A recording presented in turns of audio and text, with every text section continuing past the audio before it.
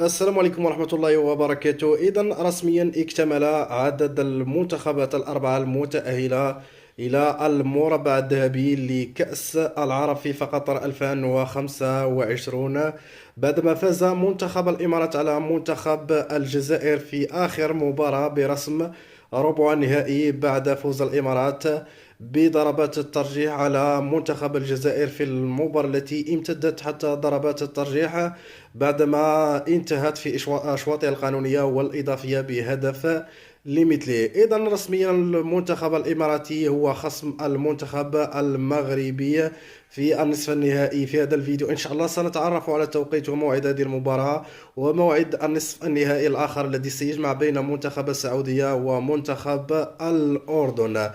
إذا بالنسبة لهذه المباراة فستلعب يوم الاثنين القادم 15 ديسمبر 2025 تمام الساعة 3:30 بتوقيت المغرب والجزائر وتونس، والساعة 5:30 بتوقيت مصر والإمارات والسعودية.